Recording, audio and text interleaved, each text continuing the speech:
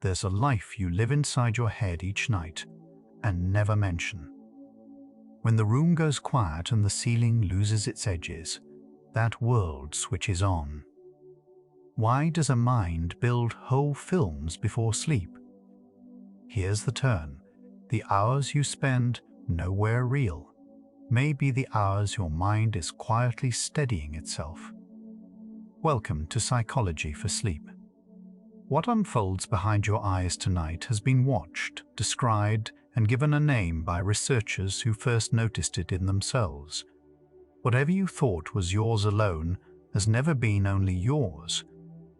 Tonight we stay with the hour it begins and let it carry you rather than keep you. You're in the last soft hour of the day, where the room dims and the mind opens a door it keeps open only for itself. Let's follow that door back to the moment it first swings wide. There is a moment most nights when the room goes dark and your body finally settles. A story you did not decide to start begins playing behind your eyes. Researchers who study waking imagination call this immersive daydreaming. It arrives most reliably in the quiet stretch between lying down and falling asleep. The day stops asking anything of you. Instead of blankness, a scene opens, a conversation, a place, a version of your life running slightly beside the one you actually lived. Underneath everything we follow tonight sits one quiet question.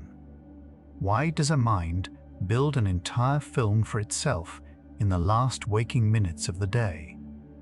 Tonight is about what you have been doing every night without a word for it.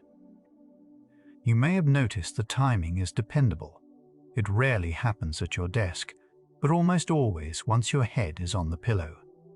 Sleep researchers describe this window as the wake-to-sleep transition, and it has its own rules.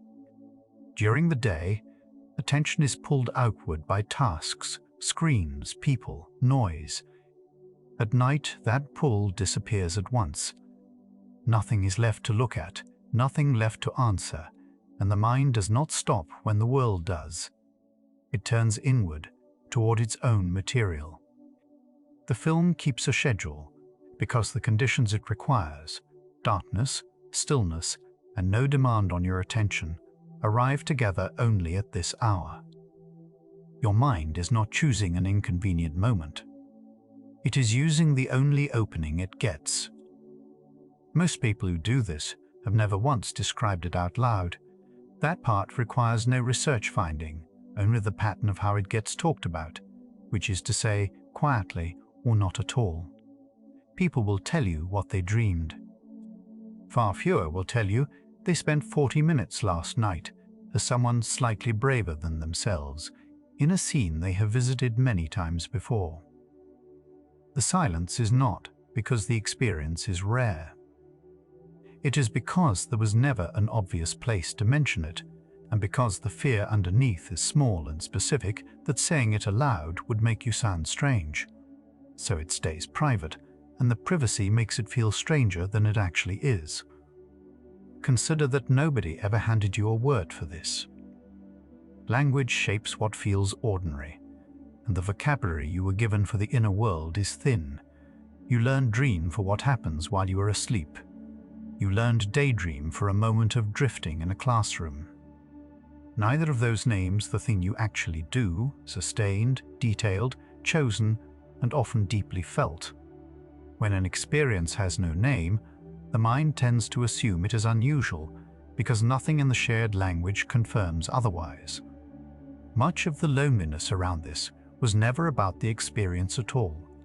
It was about the missing word and how long you carried it without one. There are probably characters, not random figures, but a returning cast you would recognize anywhere. People who study imaginative experience have documented this consistently. Elaborate daydreaming tends to have continuity, populated by figures who keep their traits, voices, and histories across many nights. Some of them are drawn from real life. Some have never existed anywhere else. They behave in ways that feel outside your control, saying things you did not plan for them to say. This is one of the more ordinary features of a richly imaginative mind, though it is one of the least confessed. The cast staying consistent is not a sign of anything having gone wrong. It is a sign of how much detail your mind is quietly holding, and it may pick up exactly where it left off. Researchers describing vivid inner narratives note that they are frequently serial, continuous plots that develop over weeks, months, and in some cases many years. This is different from an idle drift of thought. A plot that continues requires memory of what happened before, characters who have changed since, and some sense of where the story is heading. Your mind maintains all of that in the background while you go to work, answer messages, and live an entire visible life. Then you lie down, and it resumes. What you have been carrying is not a habit of distraction. It is something closer to an ongoing act of authorship. You may not watch these scenes so much as stand inside them. In research on absorbed imagination, this is the difference between observing a picture and being placed within it. The perspective shifts from spectator to participant. You feel the room. You know where the door is. You have a body in the scene, and that body faces a direction. This depth of involvement is what separates casual mind, wandering from the kind of imagining that can hold a person for an hour without effort. It is also why the experience carries emotional weight, rather than passing through like a thought. When you say you were somewhere else, you are describing it accurately. Some of the detail arrives without you asking for it. You did not decide the color of the light or that it was raining. You did not decide how someone's voice would sound saying one particular sentence. And yet all of it is there. Imagery researchers describe this as a hallmark of vivid inner experience. The mind makes far more sensory detail than deliberate effort could ever supply. Your brain draws on stored perception. Every room you have stood in, every face you have studied, every tone of voice you have heard, and assembles a scene from real material. Nothing in it was invented out of nothing. That richness is your own life, rearranged and handed back to you. The feelings that come with it are not pretend. Your chest tightens. Something warms. You can be moved nearly to tears by a scene that exists nowhere outside your own head. Research on imagery and emotion shows that imagined events engage many of the same emotional and bodily systems as remembered or perceived ones. The body responds to the scene itself, not to its status as real. This is why an imagined conversation can leave a residue that lasts into the morning, and why comfort found inside one can feel genuinely comforting. Your emotional life does not check for credentials at the door. What you felt in there, you actually felt.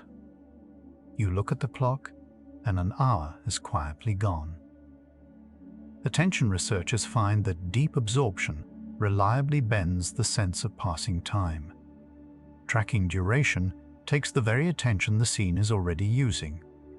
This is the same thing behind losing an evening to a book or looking up from work that was going well to find the light in the room has changed. Time feels long when you are watching it and short when you are gone. So the missing hour is not evidence of carelessness.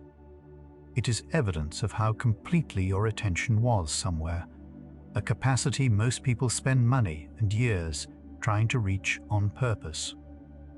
If you assume you are the only one doing this, the numbers say otherwise. Psychologists Matthew Killingsworth and Daniel Gilbert tracked people's thoughts throughout ordinary days. They found that minds wander from the present moment close to half of waking life. Most of that is unremarkable drift, the grocery list, the unfinished message, the thing you meant to say. But it establishes something worth sitting with. A mind that leaves the room is not the exception. It is the standing condition of being human, running underneath every visible activity you perform. Your simply builds better sets and hires a full cast to stand in them. Still, what you do at night is not the same as losing focus. The distinction holds up in the research. Mind wandering describes attention slipping away from a task. Immersive daydreaming is often deliberately entered, structured, and enjoyed. One is a leak, the other is a practice. People who daydream vividly frequently report choosing to begin, picking where to take the story back up, and feeling something like satisfaction while inside it. That is not inattention wearing a costume. It is imagination with intent behind it. The two have been quietly filed under the same tired word for far too long, in a language that never had room for the difference. It probably started when you were young and simply never stopped. Developmental researchers have long observed that elaborate pretend worlds are ordinary in childhood, imaginary companions, invented countries, long-running games with their own rules and geography. What gets discussed far less is what happens next. For many people, that capacity does not vanish at a certain age. It moves indoors, becomes private, and keeps running in the one place nobody else can see it. The thing you may have judged yourself for is not something that developed later and went wrong. It is something from childhood that you kept alive. Some people can sink into a book while a room talks around them. Others cannot hold a page. Psychologists Orca Telligen and Gilbert Atkinson gave that difference a name: absorption. They described it as a capacity for deep involvement in imagined and sensory experience. In their work, it shows up as a stable trait. It can be measured, and it is spread across people much as height or sociability is. Some minds are simply built to go all the way into an experience rather than stand at its edge. That is not a flaw discovered in you later. It is a documented dimension of how human attention varies, and you are somewhere on it. If you have ever felt slightly out of step with people who cannot picture things easily, absorption explains part of the gap. Being high in the trait is associated with vivid mental imagery, being strongly moved by music and film, and losing yourself in landscape or in a story. It is not associated with being unwell. Trait absorption is measured along a continuum. Most people fall near the middle, some low, some high, and where you sit says nothing at all about your health. It says something about the depth of contact you keep with your own inner life. What you called being too much in your head has a plainer description. There is a related idea that fits some people even more closely. Psychologists Cheryl Wilson and Theodore Barber wrote about what they called fantasy-prone individuals. These are people whose imaginative lives are unusually rich, detailed, and time-consuming. They also work, love, and get on with life much like anyone else. Their research made a point that got lost in later retellings. This was a description of a personality style, not a diagnosis of illness. Fantasy proneness sits at the far end of a normal trait, in the same way an unusual ear for music does. If the description feels like a mirror, what you are recognizing is a way of being wired. It is not a list of symptoms. It may help to hear this stated plainly because almost nobody says it out loud. A vivid inner world is not, by itself, a disorder. Psychology draws its boundaries around distress and impairment. The question is whether something is causing suffering or standing between a person and the life they actually want. It is not a question of how detailed someone's imagination happens to be. Depth alone is not a problem waiting to be solved. Later tonight, we will look carefully at where a real boundary does sit, because that boundary is genuine and worth knowing. But it has never run where most people quietly assume it does, and it has never run through vividness. You may already hold everyday evidence of this trait, sitting somewhere you never thought to count it. The song that reorganizes your chest in 4 notes. The film you had to sit with in the car afterward before you could drive. The novel whose ending you grieved for a week. Absorption research treats these as the same capacity that builds your nighttime scenes, one underlying ability to be fully taken by an experience, expressed through whatever happens to be available. Nobody finds it odd to weep at music. They find it odd to build a world, though the machinery underneath is identical. Yours simply works without a soundtrack. There is a common assumption that the mind goes quiet when there is nothing to do. Brain researchers found close to the opposite. When people lie still in a scanner with no task in front of them, activity does not fall away. A particular set of brain regions becomes more active, not less. This network was named the default mode network, because it is what the brain turns to whenever attention is not aimed outward. It was noticed in the background of other studies, during the stretches researchers had been treating as empty. Those stretches were not empty at all. They were the mind at work on its own material, in the only way it knows how, once the world stops asking. So the film that starts when you close your eyes is not a break in your rest. It is closer to what rest looks like from the inside. When outward attention lets go, the default mode network rises, and imagining finally has room to run. That quietly turns around the question you may have been carrying for years. It was never really, why do I do this, as though something in you called for an excuse. The question underneath is gentler and far less accusing. What does a mind do with itself when nothing outside is asking for it?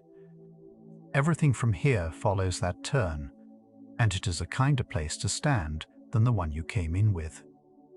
What that network handles turns out to be the very stuff your scenes are made of.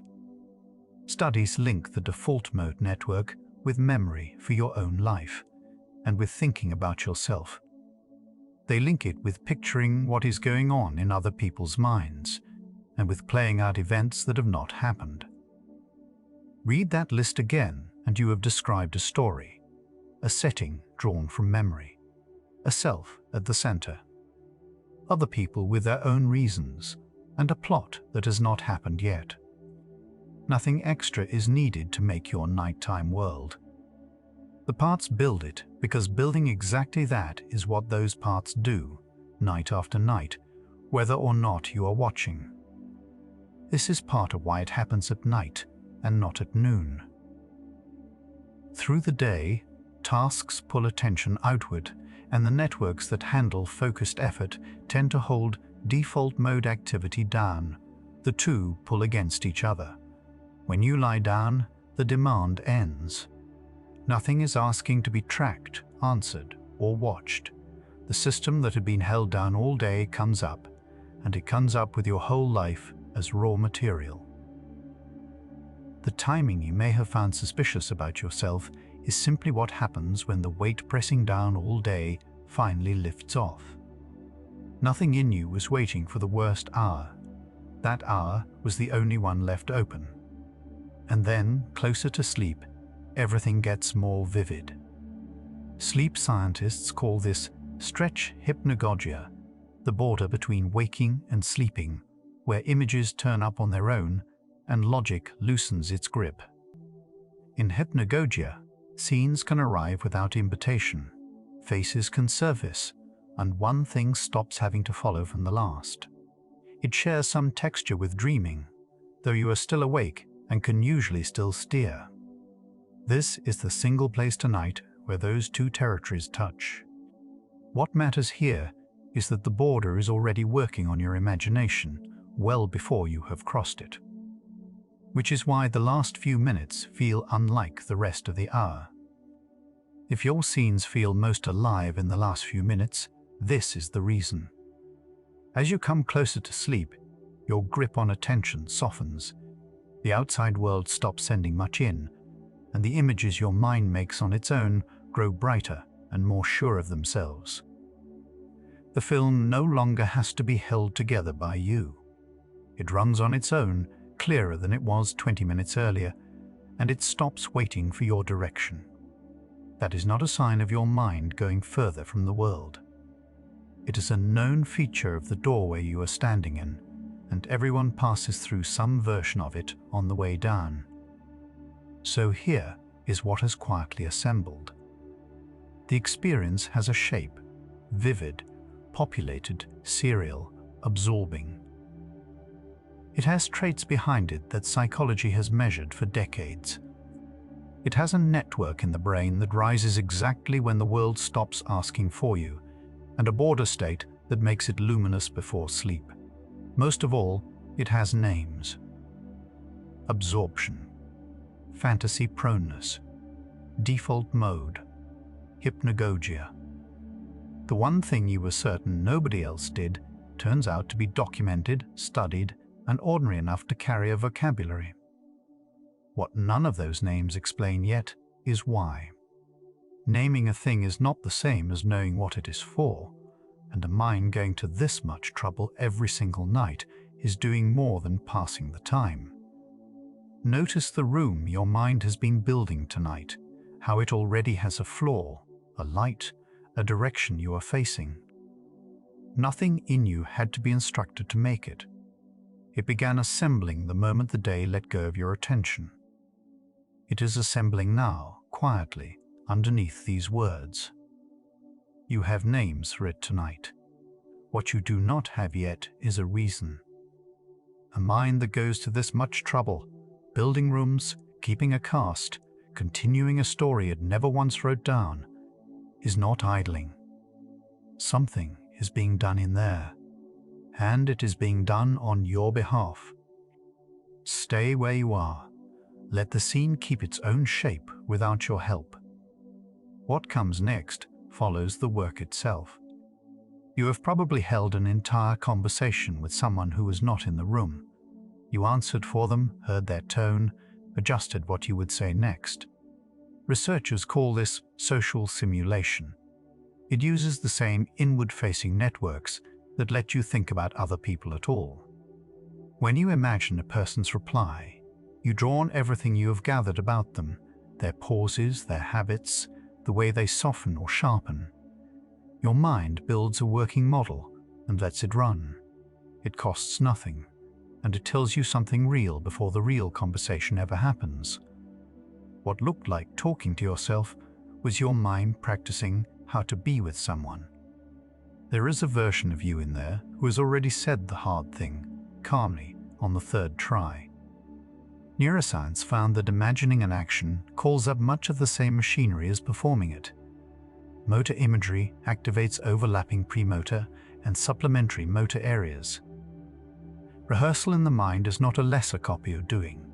It is a draft written in the same handwriting. Athletes have used this for decades, rehearsing a movement until the body finds it easier.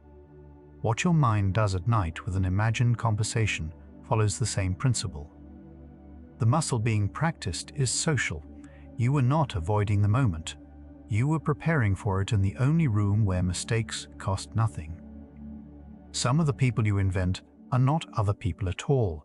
They are versions of you, living slightly different lives. Psychologists name these possible selves, the images of who we might become, who we hope to be, and who we quietly fear becoming. Marcus and Neurius describe them as the link between what a person imagines and what they eventually do. A possible self is not fantasy in the dismissive sense. It is a rehearsal of identity, trying a shape on, noticing what fits. The braver version, the calmer one, the one who left. Every version you have tried on in the dark was your mind asking a serious question about who you are allowed to be.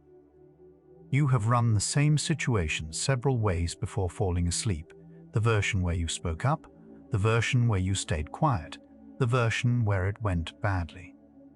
Researchers describe mental simulation as a way of testing outcomes without paying for them, and it shapes how people plan, cope, and recover. In imagination, the consequences are suspended. You can let the argument happen fully. You can watch the door close and see what remains.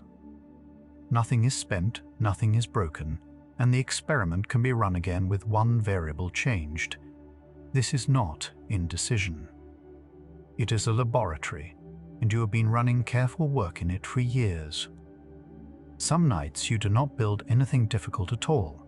You go straight to a room, a shoreline, a familiar warmth, and you stay there.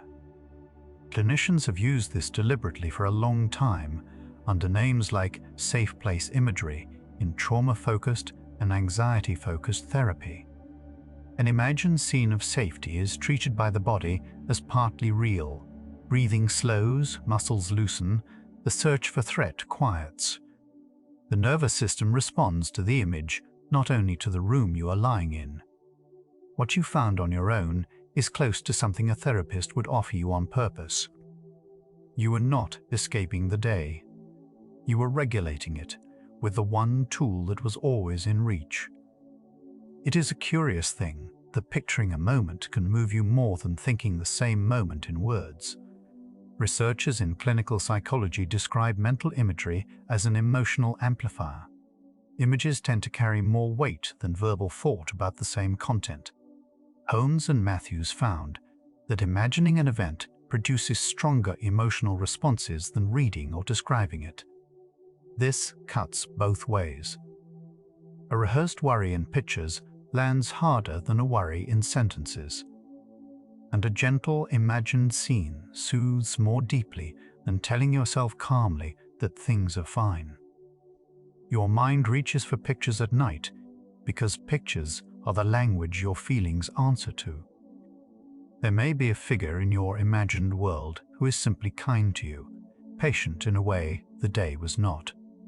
Compassion-focused approaches in therapy use exactly this, imagining a warm, accepting presence and letting the body respond to it. The response tends to be a softening, a lowering of the internal voice that has been keeping score. What matters is not whether the figure exists. What matters is that the soothing system in you does, and it can be reached through an image. You have been offering yourself a form of care that had no name in the room where you grew up.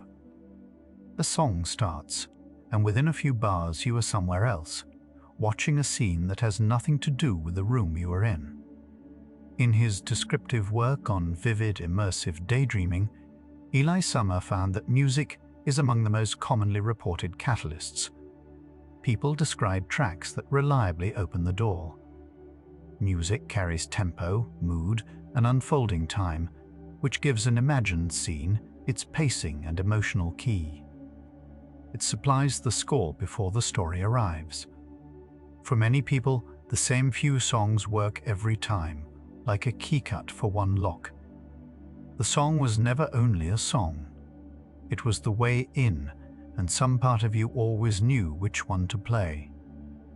Perhaps you pace while it happens, or rock slightly, or turn in slow circles around a room.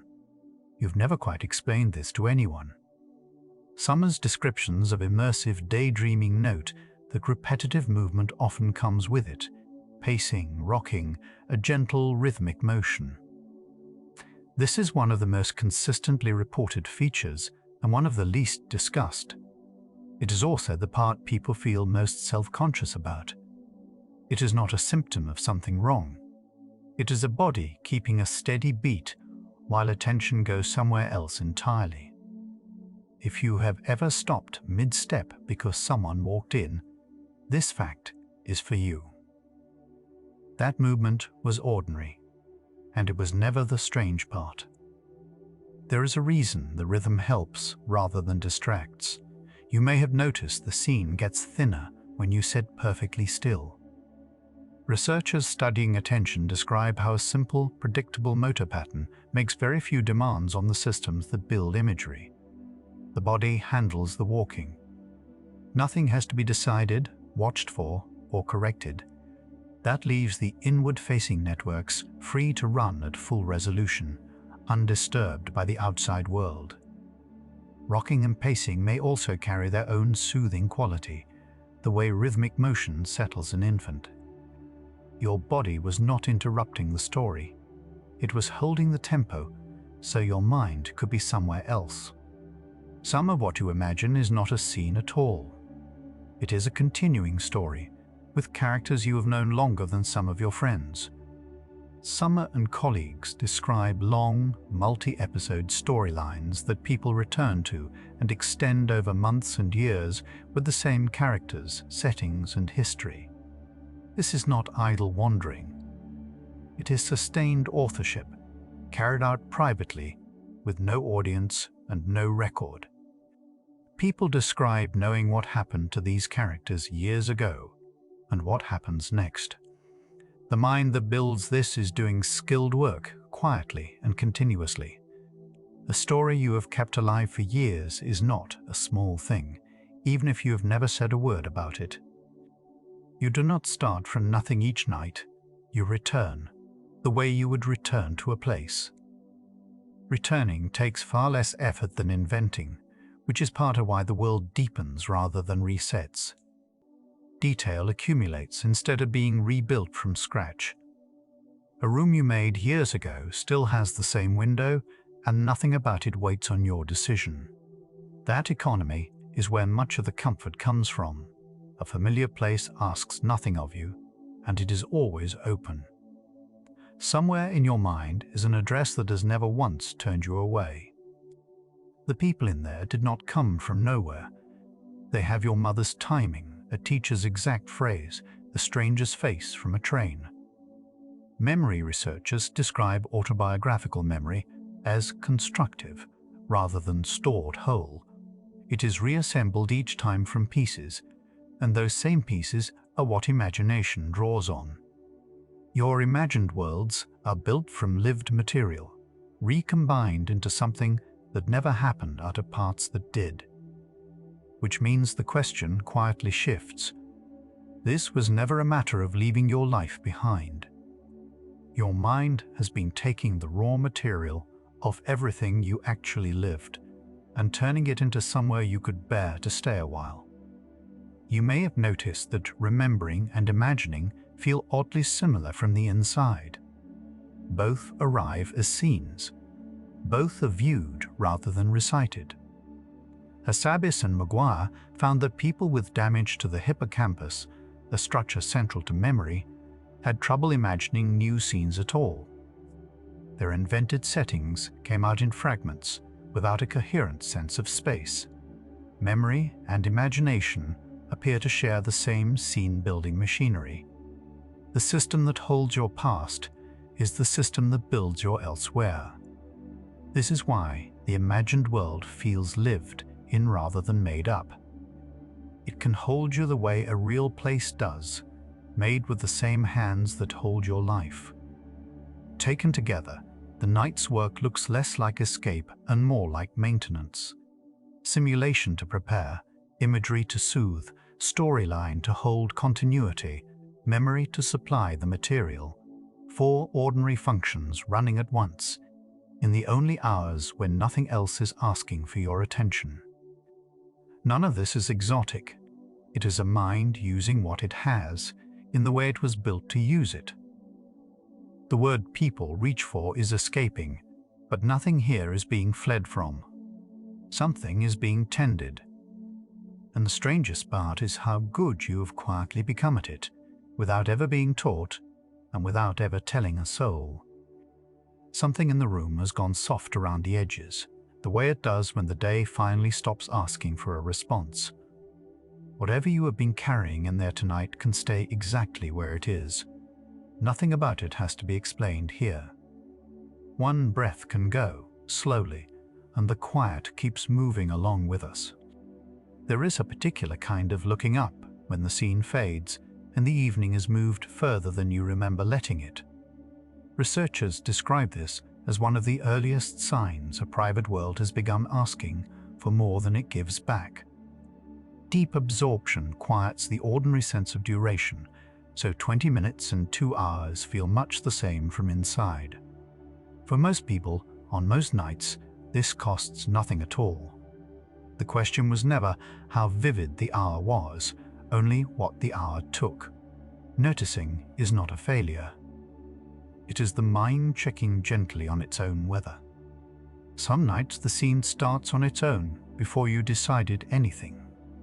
Summer and his colleagues, listening to people who imagine with unusual depth, found many describe a pull closer to craving than choosing. What was once a door, a person opened, can become a door that keeps swinging, arriving in a checkout line mid-task, in the pause inside a real conversation.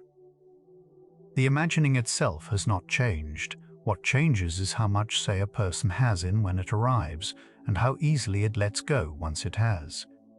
There is a difference between walking through a door and standing in one that will not stay shut. If you have ever wondered whether anyone studied the far edge of this, where imagining stops feeling like comfort, someone has. In 2002, the psychologist Eli Summer gave that edge a name: maladaptive daydreaming. The term does not mean rich imagining or a lively inner life. It describes imagining that has become distressing to the person living it, and that interferes with the ordinary business of a life, work, study, relationships, sleep. Summer's group later built a self-report measure for it.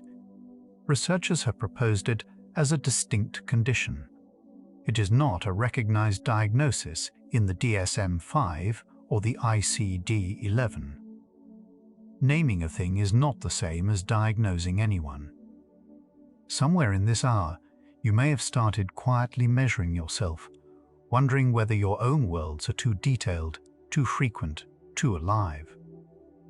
Here is the line as the research draws it. Plainly, the difference is degree of harm, never degree of vividness.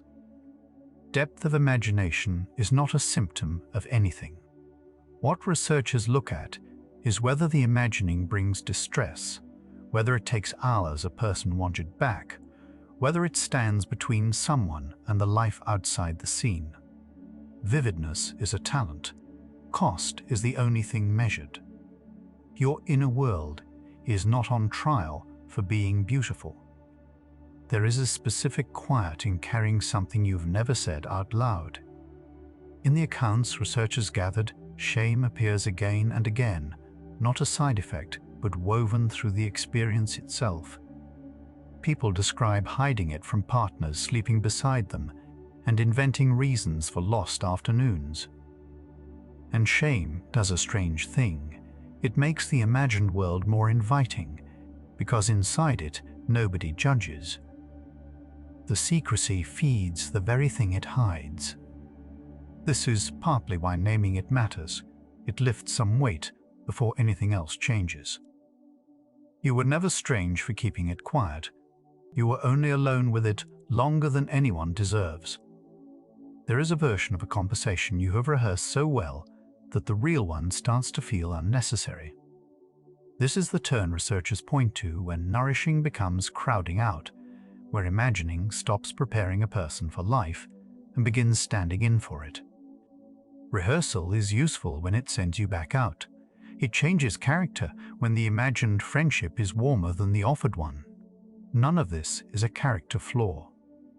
It is what happens when one room becomes more comfortable than every other room in the house. The world narrows one gentle substitution at a time. You may know the bargain of one more scene, the sense that sleep can wait while the story finds its ending. Sleep researchers would recognize what follows. A mind tracking an unfinished plot is a mind still working. Falling asleep asks for a lowering of engagement, and vivid storytelling holds engagement up.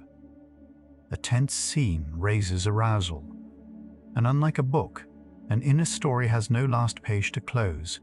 It can run on and on, until the hour you meant for sleeping has quietly emptied. This is the cost that arrives as tiredness rather than sadness, which is why it goes unnamed the longest. If some part of you has been keeping a private tally, hours lost, plans postponed, mornings paid for by nights, that tally is real. Summer's descriptions gather exactly this pattern: the compulsive quality, the hours, the shame, the slow drift from the parts of life that ask something of us. If any of that is costing you your days, talking with a professional who listens for a living is a kind thing to do for yourself. Not because anything is wrong with you, nor because your imagination is a problem to be removed. Simply because carrying something alone is heavier than carrying it with company. There is no verdict here, only a door left unlocked. Perhaps the hardest part is that both things stay true at once. The same world that soothes you at the end of a difficult day can be the one that quietly takes the next. Researchers describe this doubleness as one reason. The experience is so hard to speak about. The comfort is genuine, which is why it is not simple to set down. The cost is genuine, which is why it will not stay invisible. The imagining is not the villain of your life, and it is not innocent of the hours either. It can be both a refuge and a bill. Living with that is honest, not weak. The question you came in with has quietly turned. You arrived wondering why the mind builds whole worlds in the last waking minutes of a day. What this stretch keeps describing is something else. Not why the mind builds them, but what it has been asked to hold, and what happens when it is asked for too much. And here is what stays unanswered. The same absorbed imagining that keeps one person awake until 3 in the morning carries another gently into sleep. Same depth, same mind, doing the same thing. The difference lies not in the power of the imagination, but in what it has been given to do. That difference is what the rest of tonight follows.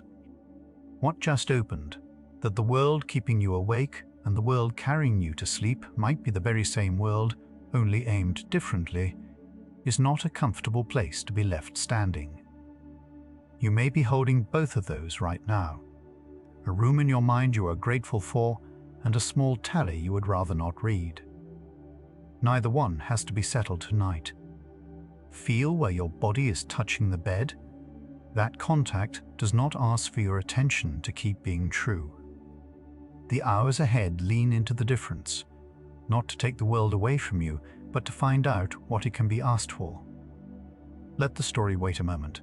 We go on from here. The difference between a mind that feeds itself and a mind that crowds itself out has almost nothing to do with how vivid the pictures are. Researchers who study immersive daydreaming measure something else: cost. What they track is hours spent, distress carried, and the parts of a life left untended. Not the brightness of the imagery, not the depth of the characters. A person can hold a whole world in fine detail and still sleep well, work well, and love well. Another can hold a much smaller one and find it takes everything. Vividness was never the measure, harm was. Not every kind of daydreaming feels the same from the inside, and most people can tell which one they are in. The psychologist Jerome Singer spent decades mapping this and described 3 broad styles. One is playful, absorbing, often creative. He called it positive, constructive daydreaming. One circles guilt, resentment, or fear. The third arrives simply when focus slips. Same faculty, 3 very different weathers moving through it. Which style tends to visit at night says more than how real the scenes happen to look. There are nights the imagined world leaves a person softer than it found them, and nights it leaves them tighter. Singer's work suggests the playful, constructive kind behaves like a settled habit rather than a symptom, a way of using inner life that tends to travel alongside curiosity, openness, and creative work. In studies using his questionnaires, people high in this style were not more troubled than anyone else. They were simply more at home inside their own attention. The direction a mind wanders in tells you far more than the fact that it wanders at all. The capacity to fall so far into a scene that the room disappears is not evenly shared and never has been. Psychologists call it absorption, a trait first described by Orca Tellegen and Gilbert Atkinson, and it sits on a normal range the way height or hearing does. High absorption goes with richer engagement with music, landscape, story, and stillness. It also goes with more vivid inner scenes at night. Nothing about that trait is broken. It is a wide aperture. It lets in more of whatever it happens to be pointed toward. When researchers try to separate the nourishing from the crowding, they ask about the shape of a person's days, not the content of their imagination. The self-report scales developed by Eli Sommer's group ask about time spent, difficulty stopping, distress, and the effect on work and relationships. Nowhere do they ask whether the storylines are rich, or whether the characters have names, or how many years a plot has run. That design is deliberate. Imagination itself is not the thing being measured. The fit between the imagining and the rest of a life, that is. The same imagined world can steady someone in one season and swallow them in another. Researchers call this context dependence. What a behavior is doing for a person shifts with everything around it. Her rich inner life during a lonely winter may be doing real work, keeping company where there is none. The same hours inside a full and connected month might be quietly taking the place of something else. This is why no honest description of daydreaming lives in the content alone. What it is doing for you tonight is a question only tonight can answer. There is a difference between a world that takes you and a world you step into on purpose. Attention researchers describe the gap between being pulled by something and going toward it by choice. And the two feel nearly identical from inside while behaving very differently. When the scene arrives unbidden at midnight, it sets the terms and picks the hour.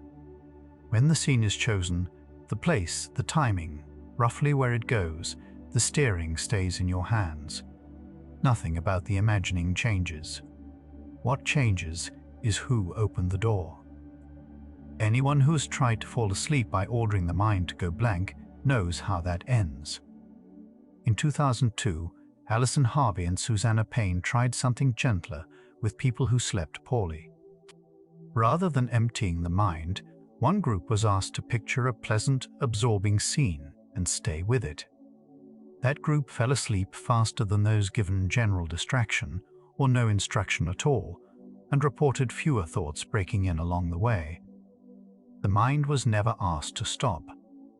It was given somewhere ordinary and kind to be instead.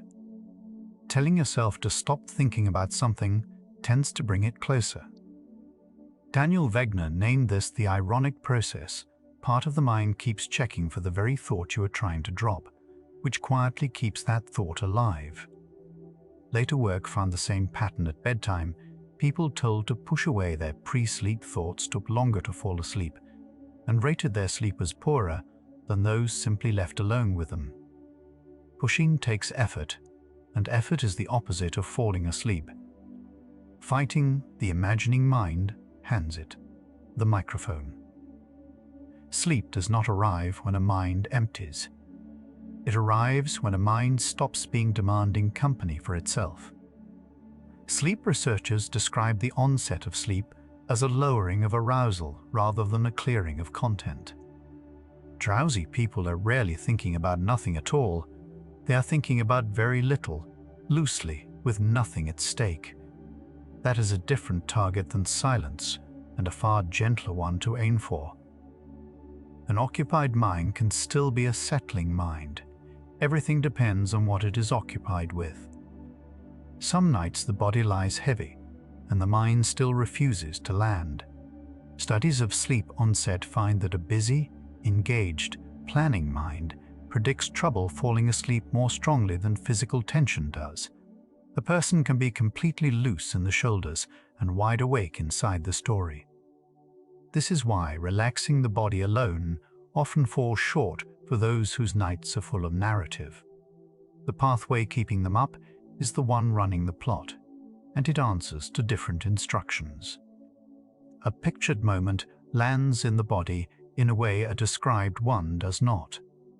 When Emily Holmes and Andrew Matthews measured what happens during imagery, the difference showed up in the body itself.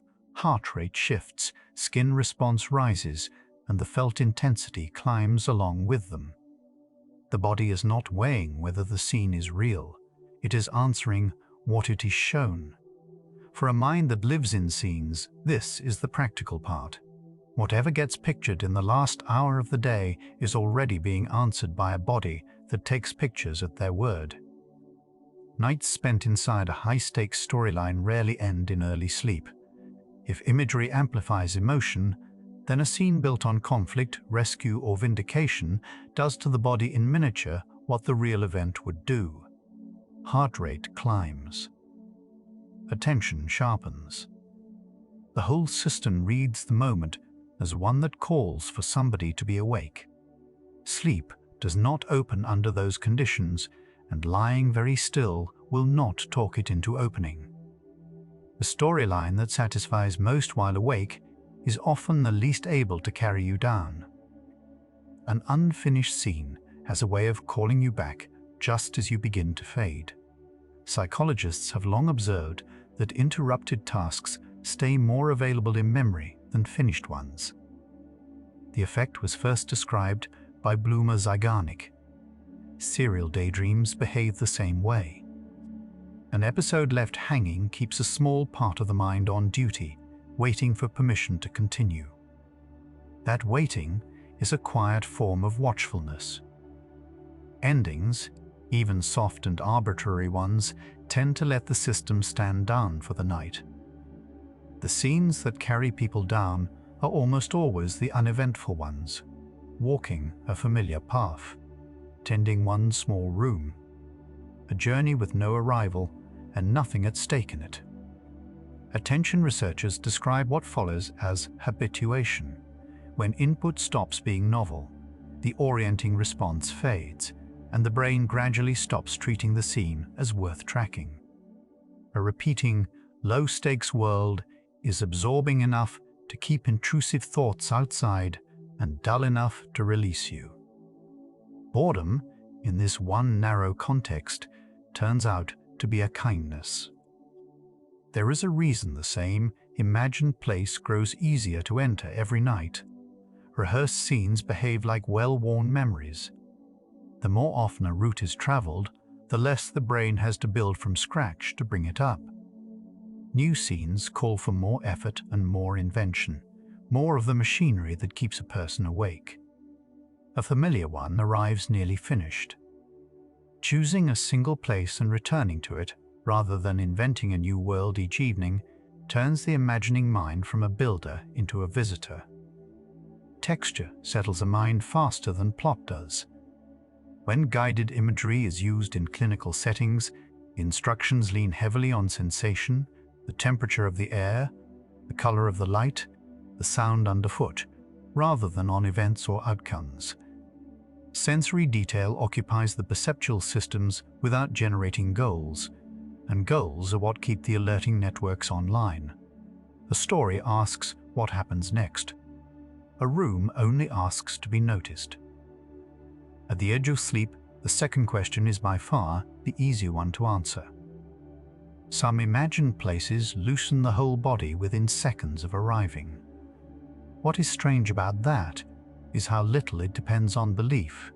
You know the room is invented, you built it, and the shoulders drop anyway, the breath lengthens anyway, the search for something to brace against goes quiet anyway. The body does not audit the source of what it is shown. That is worth carrying on the nights you catch yourself saying, "This is only imagination," as though only could undo what the body has already gone ahead and done with it. Just before sleep, the mind begins making images that do not connect to one another. Researchers have suggested working with that pattern rather than against it. The idea is simple. Call up a series of unrelated, ordinary images, one after another, with no thread running between them. A cup, a gate, a blue coat over the back of a chair. The approach is sometimes described as serial diverse imagining. Loose, unconnected imagery resembles what the brain already does at sleep onset, and it gives the plot-making part of the mind nothing to hold on to. Gentle nonsense turns out to be a doorway. A mind learns what a place is for, and it learns quickly. Behavioral sleep treatment rests on exactly this.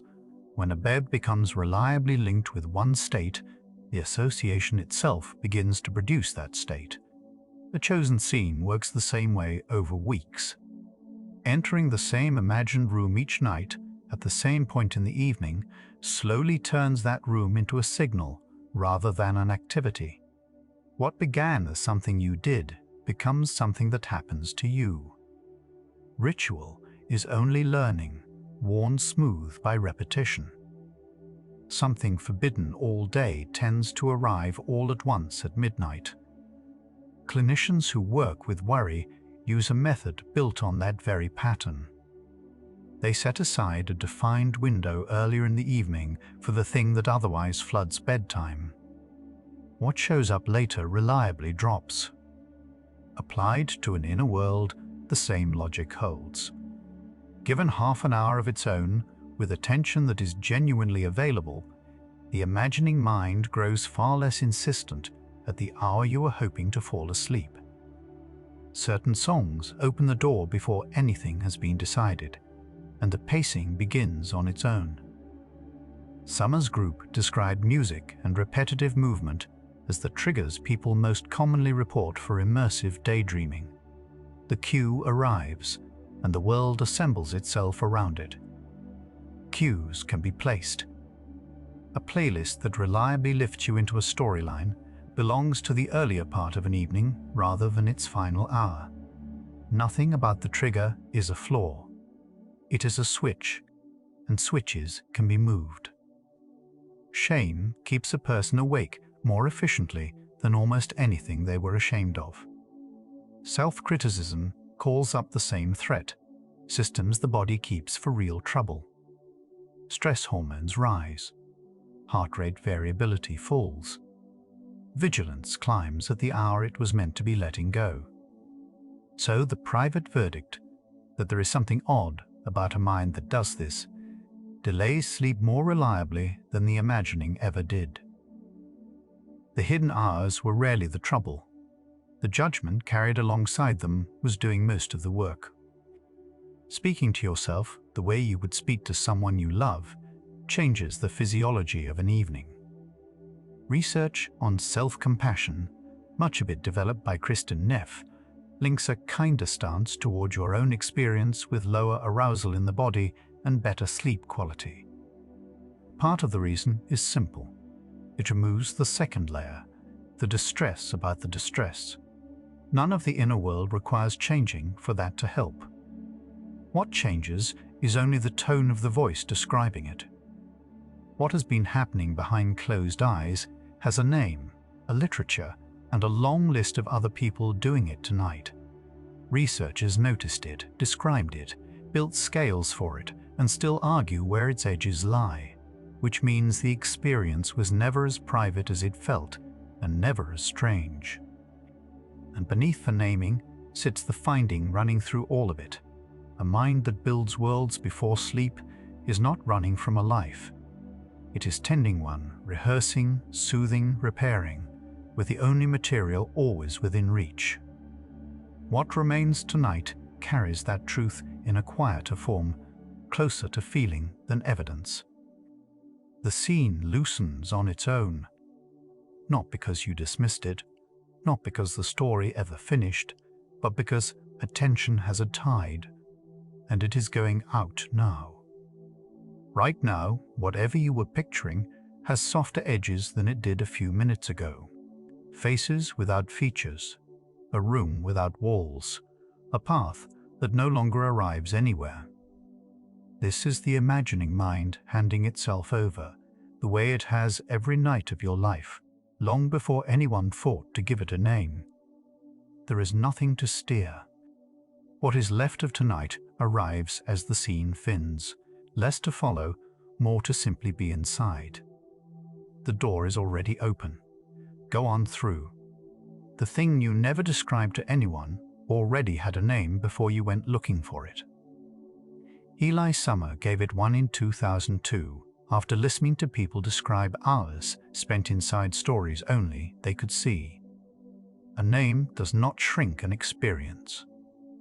It moves it out of the private dark and into a language two people can share.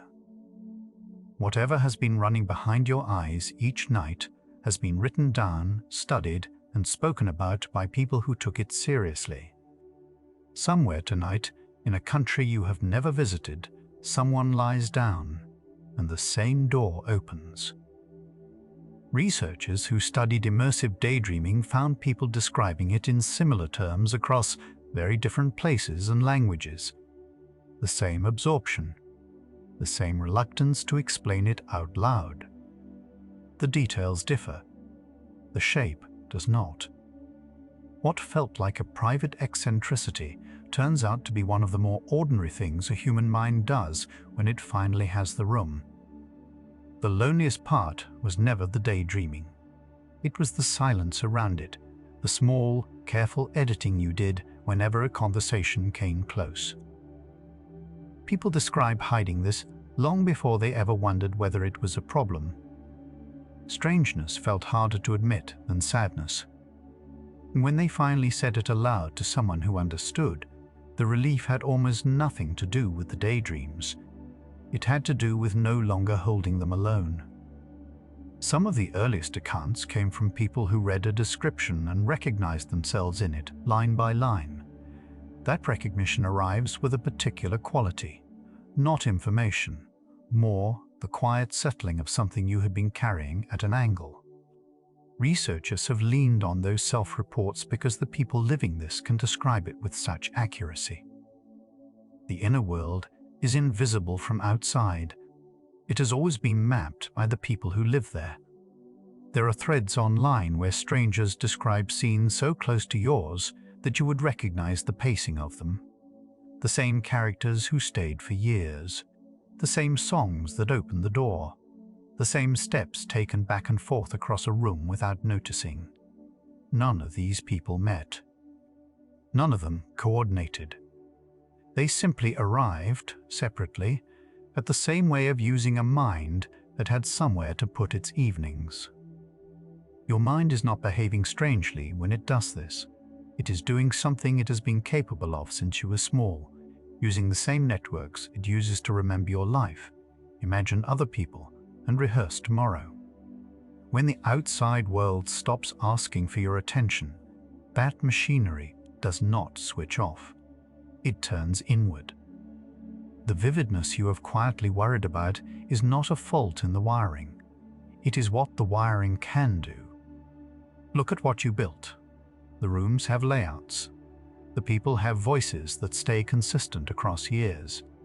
There are histories you never wrote down and still remember perfectly. Nobody assigned you this. No one graded it. You made it because something in you kept making it, the way a body keeps healing without being asked. Whatever else it is evidence of a mind that never stopped generating, even on the nights when everything outside felt flat. Every character in there came from you. The ones who understand you, the ones who arrive at the right moment, the ones who say the thing nobody said, all of them assembled from your own capacity to imagine being understood. That means the understanding was never borrowed from elsewhere. You have been generating it in-house, night after night, from materials you already had. The tenderness you gave those imagined people is yours, and it was always yours to spend. You are allowed to be someone who goes all the way in. The same depth of attention that lets an ordinary song open something wide in you is the depth that fills a room behind your eyes at night. It was never a separate faculty, and it was never a fault. It is simply how far your attention travels once something has its interest, and it has been traveling that far since long before you thought to question it. Vividness was never the line. Two people can build worlds of identical richness, and for one it is a place to rest, while for the other it has begun taking the hours that belong to a life. The name Soma proposed describes that second experience, one defined by distress and by what it costs, not by how real the scenes feel. If yours has been giving more than it takes, the vividness is not the thing to watch. And if it has been taking, if the hours have grown teeth, if there is shame around it, if things you cared about have been quietly slipping, that also has a name, and naming it is not a verdict. Researchers are still working toward formal recognition of it, and in the meantime, the ordinary path is simply a conversation with someone trained to listen. Not tonight. Tonight, it is enough to know the door exists. There is a difference between fighting something and tending it. Fighting means every night becomes a contest you lose quietly around midnight. Tending means noticing when the world is holding you and when it is carrying you off, and adjusting the light accordingly. People who stopped fighting theirs often describe the driven edge softening on its own, not because they pushed anything away, because the shame that fed the urgency was finally set down. What you kept secret can now be described if you ever want to. There is vocabulary for it. There are papers, communities, questionnaires, and people who nod rather than tilt their heads. That does not obligate you to tell anyone. It simply means the option exists, and that it would not land as a confession. It would land as a description of something researchers have been studying with interest for over 20 years. The world does not end when you sleep, and it never did. It has no ending. That is part of how it works, seasons and arcs that continue whenever you return. Which means nothing is being abandoned when your attention loosens now. The scene stays where you left it, the way a book keeps its page. You've never once lost that place by falling asleep in the middle of it. Let it idle. Not the plots with stakes and tension, not the conversation you have been rehearsing for weeks, just the setting itself, the light, the room, the ordinary weather of it. Held loosely, without direction, the imagined place becomes something closer to a landscape than a story. And landscapes are easy to fall asleep inside because nothing in them is waiting on what you decide next. In a little while, your imagining will stop being yours to steer. The half-waking state takes over, logic loosens, and the images begin arriving instead of being chosen. That handover is not a loss of control. It is the moment the mind starts doing the work by itself. Everything you built tonight becomes raw material for whatever comes next, handled by processes that have been running every night of your life without instruction. You are fluent in a language nobody taught you. You can construct a person and know how they would answer. You can feel a room you have never stood in. You can rehearse being loved, being seen, being different, and come back with something usable. That fluency has been quietly present through every year you thought it was a habit to outgrow. It was never a habit. It was a skill you practiced in the only hours you had. Night is when the room is given back to you. All day the world sets the terms, what to look at, what to answer, who to be about it. Then the lights go down, the demands step back, and the space that has been occupied since morning is yours again. What arrives to fill it is not an escape from your life. It is the part of your life that has nowhere else to happen. You were never the only person watching this. Not in your family, not in your city, not on any night you spent believing you were unusual for it. The inner cinema has always had an audience of millions, each of them convinced they were the sole subscriber. Tonight, you are one of many people lying in the dark, with a world switched on behind their eyes, and none of you are stranger than the others. The child who narrated stories under the covers grew up and did not stop. The scenes matured, the concerns changed, the characters became more complicated, and the door stayed exactly where it was. There is a continuity in that worth sitting with.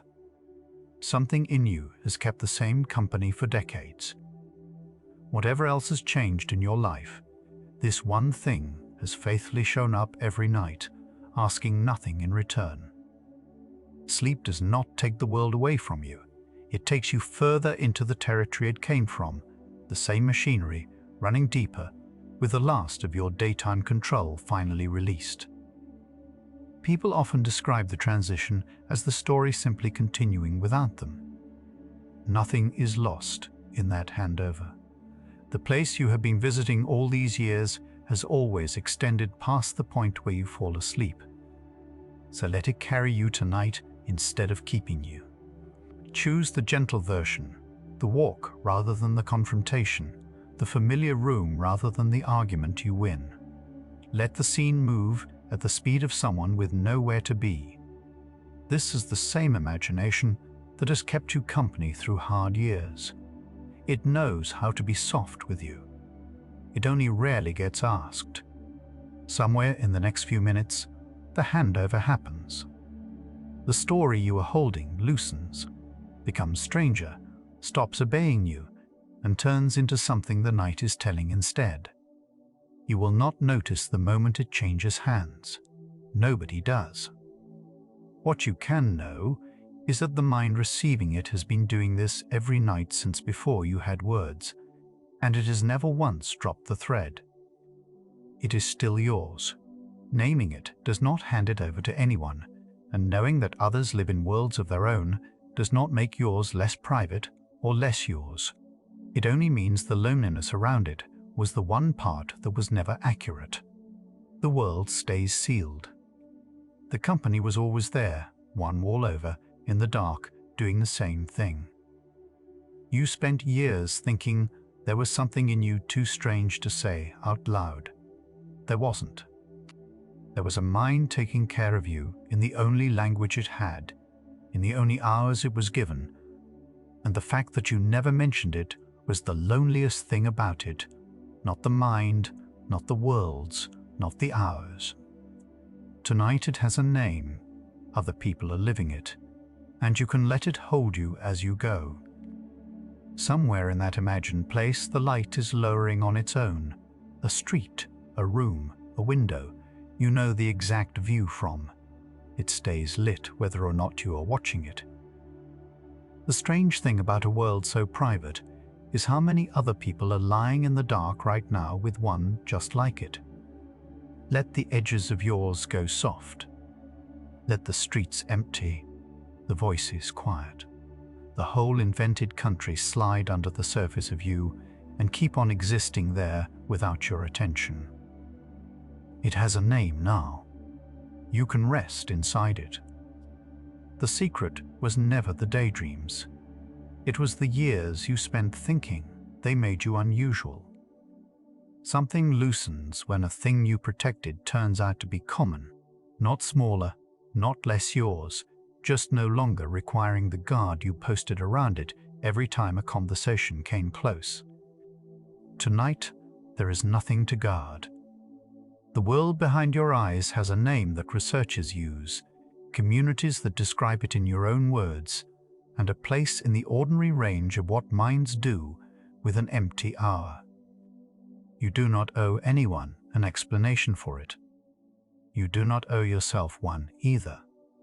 It has been keeping you company through years when very little else did, and tonight it can do the simplest version of its job: take the weight, lower the lights, and walk you down into sleep the way it always knew how.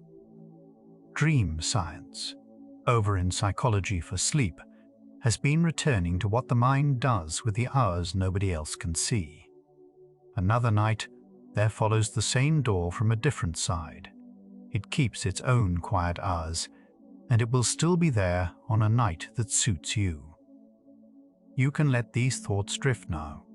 The way a scene you have visited 1,000 times goes on without you the moment your attention lets go of it. Let your body settle into the mattress like something finally allowed to stop holding a shape for anyone. If sleep comes, let it take you back inside that world where nothing has to be explained. If you drifted off somewhere back in there, nothing here is waiting to be finished or explained. Rest well, careful one. What you never said out loud was never too strange to say. It has a name, and other people are carrying it into sleep tonight beside you, where the quiet worlds we keep are named and gently put to bed. Good night.